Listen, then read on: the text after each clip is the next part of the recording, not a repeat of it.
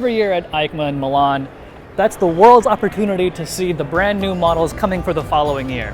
Today, here in Long Beach, California, it's our first chance in America to see all the new bikes that were first displayed at EICMA. So what we're gonna do today is showcase the top 5 bikes here at the Long Beach International Motorcycle Show.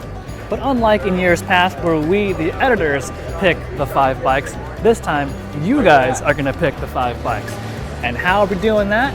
Well, we've taken the data from the Motorcycle.com website, from our Facebook page and Instagram to see which 5 bikes have had the most engagement and the most interest since EICMA 2019. And so for this time around, we looked at those 3 lists and see which bikes were on all 3 lists and then which bikes were on 2 lists. And by doing that, we've pared this down to the top 5 bikes you guys want to see here at the Long Beach International Motorcycle Show. And so, without further ado, let's go check them out. Looks like the middleweight class is making a comeback and parallel twins are making a comeback too, and it sounds like you guys are excited about it because the BMW F900R and the F900XR were 2 bikes you guys were really excited about based on our analytics. And I can see why. It promises to be a really fun platform of motorcycle, basically a bored out F800. The F900R here, you sit on it and it's a really slim package. I'm not going to do it right now because it's going to mess up my microphone. But you sit on it, it's a really short reach to the bars. It feels pretty light between your legs and it just sounds like a really fun package to rip around on.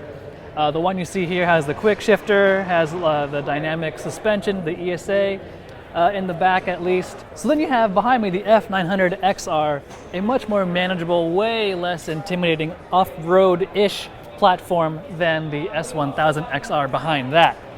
Like, you can take a look at the two and you can just see how much slimmer it is. So you guys said you like the F900 platform and I agree with you. I think these are going to be really fun bikes to ride. I can't wait to ride them myself. And the coolest part, I think, is going to be the price. For the F900R, we're talking about just under $9,000. That's quite a steal for what you're going to get with this thing. So I can't wait to ride it. Apparently you guys can't wait to ride it either. Good bike, good choice by BMW. So all the attention in the Kawasaki booth at EICMA has centered around the ZH2, powered by the supercharged engine you can find in the regular H2. But apparently you guys aren't as interested in that bike as you are interested in this bike, the Ninja 1000 SX. And for 2020, it gets a little bit more revisions and improvements here and there. And I could see why you guys were so interested in this bike. I mean, look at this one I'm sitting on right now. Granted, it's accessorized. I have this not the saddlebag, I have this tank bag, bigger screen, the saddlebags and whatever. But the cool thing about the Ninja 1000 SX, it's a great sport touring platform, 1043cc 4-cylinder. One of the cool things that the 2020 version has now is cruise control. Such a cool thing to have cruise control on a motorcycle. TFT display with the Rideology app from Kawasaki to pair with your phone. All kinds of fun stuff. Apparently you guys like it too because you viewed this bike more than a lot of other bikes on our page, on our Facebook page, on our Instagram page. So even though I was for sure thinking the ZH2 was going to be the clicks leader on the page, you guys were interested in this, the 2020 Kawasaki Ninja 1000 SX. Here it is in the flesh. I agree, it's a cool bike, worthy of your views. So maybe the bike I personally am most excited about from EICMA is the Aprilia RS660. Apparently, and I'm glad to hear you guys are too, because it ranked really highly in our metrics. You guys like this bike, I like this bike. It's not quite, talking with the Aprilia guys, it's not quite the RSV4 chopped in half. Although, if you look at the engine layout, it's basically the front half of the RSV4 cylinder layout with the back 2 cylinders taken away. But what makes this RS660 cool is its reasonable power, not 200 plus crazy monster horsepower that's going to be really hard to control on the street or on the racetrack.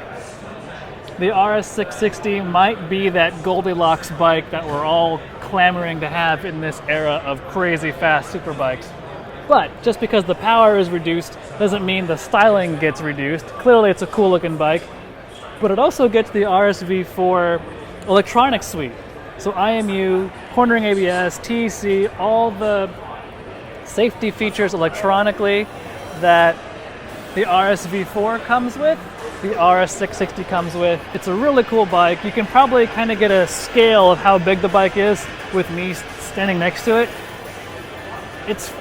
Clearly it's physically much smaller of a motorcycle than the RSV4 is too. I can't wait to ride this thing. Aprilia says it'll weigh about 372 pounds dry. So with gas in it, we're looking at somewhere right over, 400-ish pounds. It promises to be a fun bike. I'm sure it'll be a ripper and could totally blow away the middleweight twins category of motorcycles. So you guys like this bike. I like this bike. I can't wait to ride it. Aprilia RS660 should be an amazing thing.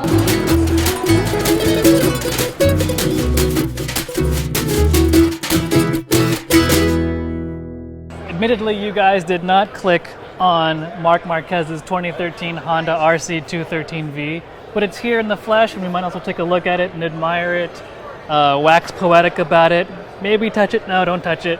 But the RC213 is important because it leads us to a bike you guys did click on, and that's over here. The 2020, actually in the US it'll be the 2021 Honda CBR 1000 RRR, 3 Rs, the official pirate bike of champions. This is important because the new CBR takes the DNA of that RC213V and incorporates it into a really track-focused CBR. Maybe the first time Honda has focused its efforts on a track-focused CBR. And so what's cool about this bike, it's a ground-up design for the new CBR RRR, the most powerful inline-4 engine Honda has ever created, so they say. You've got the electronic suspension, this all-new bodywork, including the MotoGP-inspired winglets over here. Honda is taking the track-focused mentality to heart finally for 2020/2021. It's going full bore. It wants to win World Superbike with a full HRC effort. And so this is the platform by which it'll be doing it on. I think I got the name wrong, actually. It's the Honda Fireblade CBR 1000 RRR SP. So this is the top of the line version. Pricing hasn't been announced yet. In the US, the base CBR 1000 will be the previous generation CBR 1000 with only 2 Rs, not 3 Rs. So a bit of a distinction there. Nonetheless, you guys like the new CBR. I like the new CBR. I can't wait to ride this thing, and apparently you guys want to know what it's like to ride too. So here it is, in the flesh. Hey Max, how are you? Yeah, you're a new engine for Harley-Davidson? Cool, yeah. Revolution Max, that's your official name. Very cool. 60-degree V-twin, liquid cooled, nice. You got a big brother too, 1250cc? Rad. What motorcycles are you going to be in? Oh, they're behind you. Okay, let's go take a look. Well, we've got some traffic here, but for real though, the Bronx and the Pan America, according to you guys, are bikes you're really, really interested in. And I know this because the Bronx and the Pan America are the only motorcycles that made all 3 lists that we put up. The Mo page, the Facebook page, and the Instagram page. That bike was consistently in the top 5 view-wise for all 3 lists. So you guys are definitely really interested in both of these motorcycles, for better or for worse. Some of you probably are loving the fact Harley is branching into new territories. Some of you might just be poo-pooing the fact Harley-Davidson's trying their hand at a adventure touring bike and a street fighter. Either way, here they are, and Harley's putting a lot of investment, a lot of hope and dreams into these 2 new models. The 975cc engine is going to go in the Bronx over here, with the big 1250 going to go in the Pan America adventure touring bike. Harley's kind of been a little hush-hush on the details about the bikes right now, other than having these prototype displays here for us to at least look through a glass case to see. Nonetheless, what I can tell you, seeing them here in the flesh is, I don't know, the Pan America from a styling exercise looks kind of big to me, especially right now when the adventure bikes are kind of slimming down in size and in dimensions. Not my cup of tea. I'm not gonna lie, the Bronx is kind of cool in my opinion. It's I think it fits the bill of an aggressive street fighter-y Harley, and I'm gonna hold judgment on performance because I don't actually know how the thing performs.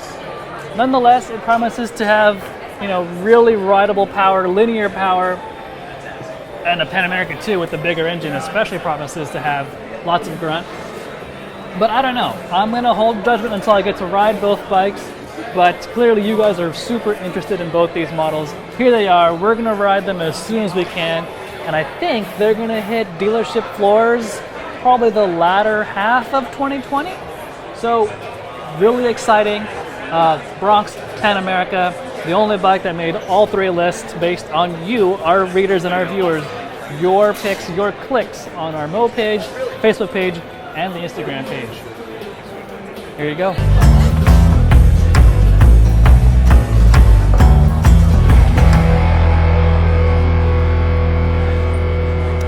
All right, well that wraps up the top 5 bikes you wanted to see from the Long Beach International Motorcycle Show based on our coverage of the EICMA show in Milan.